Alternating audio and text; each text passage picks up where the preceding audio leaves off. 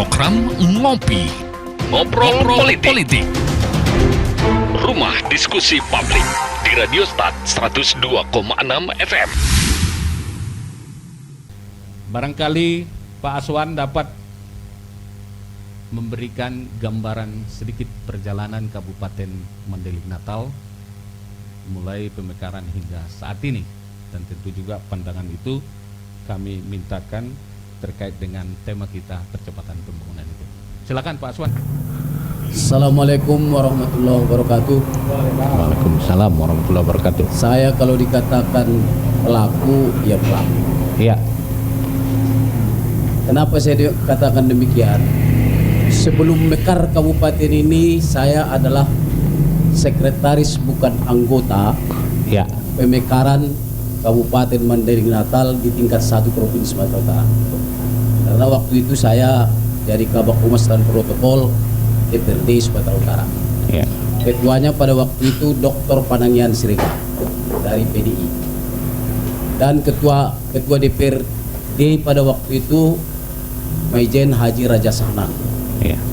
Dan terusin berkembang, maka terjadilah pemekaran. Pemekaran itu menurut Raja Inal Siregar yang paling tinggi skornya adalah Mandailing Natal. Iya. Dibandingkan dengan waktu itu Angkola Sipirok dan Padang Lawas. Belum ada Padang Lawas Utara waktu itu, karena itu perjuangan dari Pak Baru Rahab. Jadi waktu itu skornya ada 86. Sementara Angkola Sipirok itu hanya 76. Jadi kita paling tinggi. Kenapa demikian? Karena sumber daya alam. Dan waktu itu Amru Daulay pembantu gubernur wilayah 4 di Kisaran. Dan 1 bulan mau pensiun beliau melapor kepada Gubernur Sumatera Utara bahwa beliau mau pensiun. Lantas dijawab oleh Pak Gubernur, Saudara Amru sudah ada tempat jadi pejabat bupati di Mandailing Natal. Iya. Itulah awal mula daripada kabupaten ini. Tidak ada kantor, itu meminjam kantor proyek Batanggadis. Itulah kantor bupati lama sekarang. Tidak ada kendaraan dinas, tidak ada mobiler, dan itu semua diupayakan oleh Pak Amru Daulay. Dan kita sangat berterima kasih kepada Om Pung Kolol, karena beliaulah yang berpartisipasi memberikan dana untuk membuat mobiler. Karena yang dapat kita pada waktu itu hanya mesin tik manual 22 unit dan kursi dan meja ada 40 unit. Itu semua bekas dari kantor PUD Tapal Selatan. Dan terus perjuangan ini dengan keterpaduan baik Pandapotan Nasution di DPR RI, Sarmadan Lubis dari Kota Nopan juga berjuang. Jadilah kabupaten ini, lahirlah kabupaten ini, tapi diridhoi Allah Subhanahu wa taala. Kenapa demikian saya katakan? Karena lahirnya kabupaten ini pada tanggal 9 Maret tahun 1999. Jadi kalau dikaitkan dengan Gordang 9 itu pas, dan itu bukan direkayasa, hanya mungkin petunjuk Allah Subhanahu wa taala. Kenapa tanggal 9? Kenapa tahun 1999? Bumi Gordang 9. Itulah kabupaten ini. Jadi kita juga berterima kasih kepada Pak Haji Hanif yang memberikan kendaraan kepada Pak Amru Daulay, Land Cruiser yang plat hitam. Dan adalah dana pangkal. Dana pangkal itu berjumlah 14 miliar. 6 miliar pertama itu dicairkan. Saya dibawa Amru Daulay lah ke Jakarta. Bagaimana caranya mencairkan dana pangkal ini? Maka ada bantuan dari Dirjen Pemerintahan Masyarakat Desa (PMD). Pada waktu itu ada di situ yang bermarga Lubis. Beliau membantu cairlah dana sebesar 6 miliar. 6 miliar itu dibuatlah untuk membeli kendaraan dinas. Iya. Supaya para aparatur sipil negara pada waktu itu namanya PNS bisa bergerak. Waktu itu dibelilah kendaraan sebanyak 9 unit. Kendaraan yang pertama di sini pertama-tama hanya Land Cruiser plat hitam dan satu Kijang kapsul warna biru, juga plat hitam. Tapi kalau plat merah, barangkali nasib saya lah menjemput itu ke Medan. Itu sekarang BB26, Kijang kapsul. Itulah kendaraan yang pertama. Dan setelah itu teruslah berkembang. Pak Amru Daulay bekerja keras, tapi banyak gelombang-gelombang, cobaan-cobaan, hambatan-hambatan mengenai perkembangan kabupaten ini. Namun demikian tidak pernah surut semangat beliau. Katanya, Wan, kabupaten itu supaya tahu orang wajahnya itu adalah ibu kota. Kalau datang tamu kita dari luar, dia masuk ke kota ini, kesannya tidak seperti ibu kota kabupaten, artinya belum lagi kita kabupaten.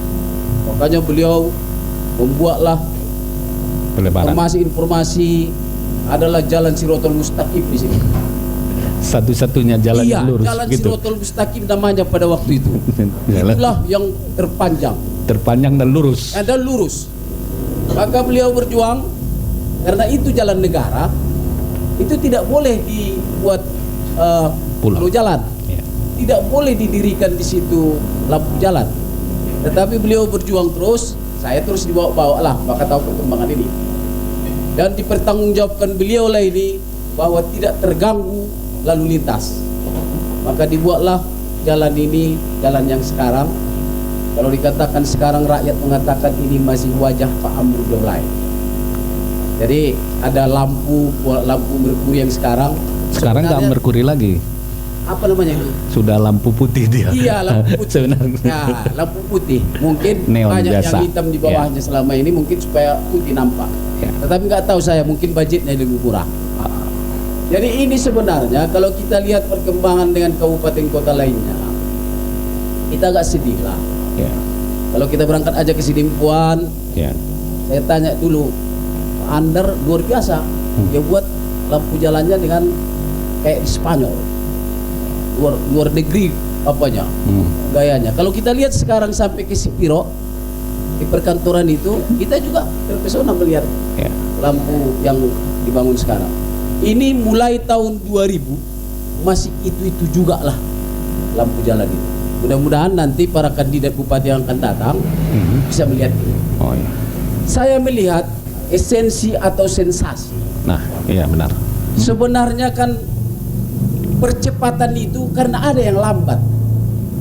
Tidak perlu ada percepatan kalau tidak lambat. Berarti terkesan selama ini lambat. Termasuk Bapak waktu itu berbeda. Kenapa? Kenapa percepatan itu di akhir datang? Seharusnya 1 tahun pertama kepala daerah sudah ada tim percepatan pembangunan. Karena dianggaplah periode sebelumnya mungkin kurang cepat. Lambat. Tetapi ini sudah mau di akhir, dibuatlah tim percepatan pembangunan.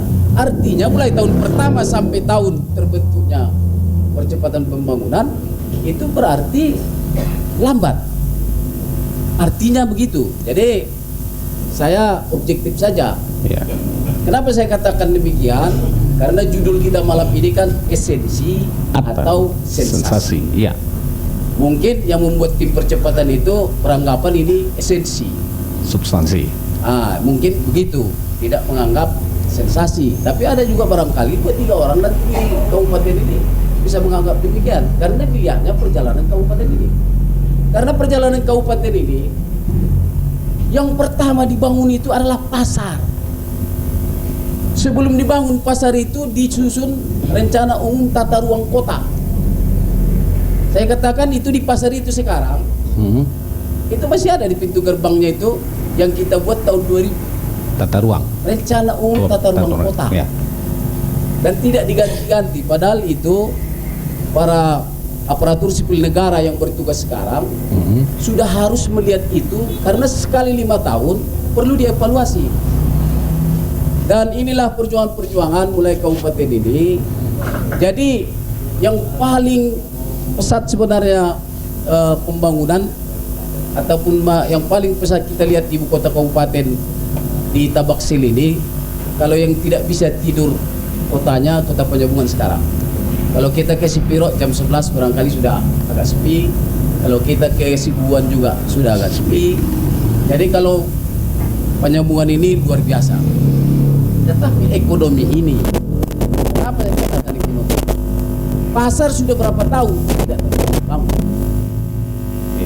Ya, saya bukan mengatakan bahwa Pak Amru Daulay itu luar biasa. Mungkin banyak orang menilai saya itu kan pengagum Amru, pengagum Amru, kan begitu. Amru sanggup membuat pasar dari terminal jadi pasar. Itu bukan kerja gampang. Dan proses pemindahannya juga aman, tergolong aman ya. Tergolong karena waktu itu ada raja-raja bahwa itu pasar lama itu tempatnya ada di tangan mereka. Ya. Dan itu aman. Pada waktu itu sebenarnya alternatif pasar itu yang sekarang dan yang di Polres sekarang. Ya. Tapi dengan berbagai pertimbangan dari tim dari Kementerian Keuangan, maka diputuskan lagi terminal itu. Terminal itu bagaimanalah merubah terminal jadi pasar? Itu tidak bisa. Nanti Dinas Perhubungan akan dikomentar, Menteri Perhubungan dia komentar. Tapi kalau pasar bisa kita buat pada waktu itu. Kenapa demikian? Maka Pak Amru Daulay ini luar biasa. Ditunjuklah rencana terminal lapangan Ekodang sekarang. Waktu itu dibuatlah di situ waktu kunjungan kerja gubernur persiapan pembangunan terminal. Padahal itu masih milik. Padahal itu milik perorangan. Ada 3 orang pemiliknya itu. Orang. Dan dipermisikan kepada yang bersangkutan. Hanya untuk didirikan itu. Kalau datang kunjungan kerja, kalau ditanya, ya itulah rencana disinilah nanti terminal. Walaupun pada sekarang upacara pun tidak bisa di situ Pemda sekarang. Kalau masa Pak Amru Daulay masih di situ upacara Pemda.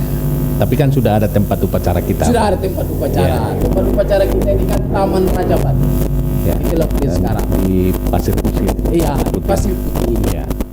Pasir Putih saya kalau ingat Pasir Putih ingat saya Pak Zulkarnain Siregar. Pak Arlan Batubara. Kalau asal lihat Pasir Putih, saya teringat saya Pak Arlan Batubara. Oke, lanjut Pak Swan. Iya, dilanjut. Jadi itulah perkembangan kabupaten ini.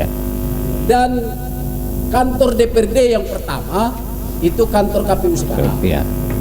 Siapa yang membuat rencana DPRD itu ke Medan waktu itu?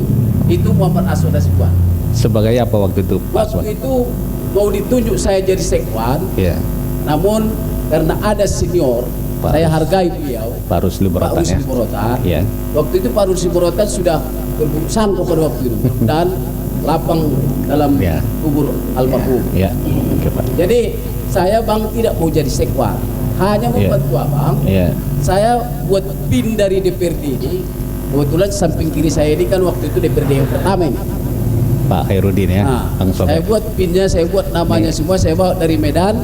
Pak Sobek DPRD pertama, yang sebelah kiri pendemo pertama, begitu barangkali. Pertama. Ini pendemo. Waktu di demo, beliau sibuk dengan panitia bola voli. Maka diundang Amru Daulay, dipanggil Amru Daulay lah saya. Kau kenal sama Amin Daulay? Kalau Daulay kan kenal bapak dari saya. Ini malam ini harus kau temui Amin Daulay. Harus temui. Sampai di situ aja cerita yang itu karena takut saya ada rahasia nanti. Jadi waktu itu pertemuan Pak Amru Daulay dengan Tuan Bais di rumah Pak Suheri. Ini orang-orang penting semua jadinya. Jadi Pak Amin Daulay pun gampang pada waktu itu. Yang penting generasi muda ini bisa terpindah, Pak Siwan.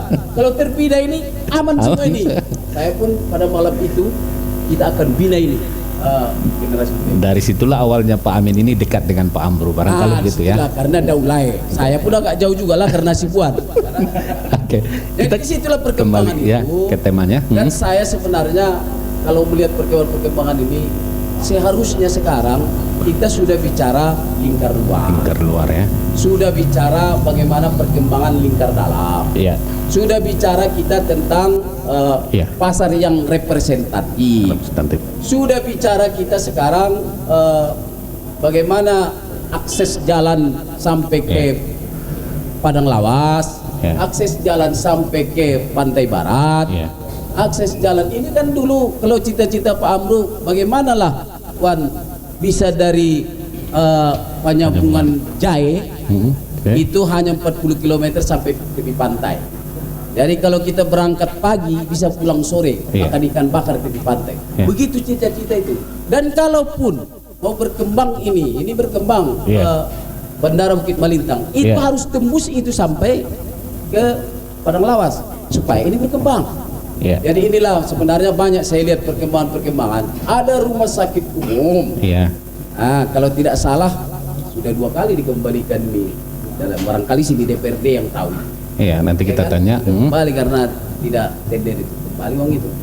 Jadi ada bandara, ada pasar. Pasar ini tidak terbangun kalau tidak tersusun AMDAL. Saya lihat di medsos belakangan ini terjadi diskusi di medsos bahwa sudah dianggarkan ini sebenarnya untuk AMDAL ya. Dan tanda tangan di atas meterai Kepala Dinas Lingkungan Hidup, tapi tidak terwujud. Ada apa? Sementara Pak Jokowi sekarang bagaimana meningkatkan sumber daya manusia. Dan pada hari ini Menteri Pendidikan sudah mencanangkan 10 langkah-langkah untuk peningkatan sumber daya manusia. Barangkali itu dulu untuk sementara. Dan mudah-mudahan nanti income per kapita bertambah. Revisi di DPR. Saya kembalikan. Beasiswa bisa terwujud. Saya kembalikan pada tema itu. Pak Aswan sendiri menilai seperti apa tadi? Esensikah atau sensasikah? Waduh. Ini yang berat kali ya. Nanti sebenarnya terlalu tajam. Sebenarnya nanti kan ada persepsi kalau esensi itu kan terpusat. Kalau sensasi itu kan ya gimana lah ya, agak berat menyampaikannya. Tapi saya lebih hafal ke netral. Sebagai mantan ASN. Iya, sebagai mantan, karena loyalitas ada di badan saya. Nanti kita ke atas. Terima kasih. 102.6 Sun FM.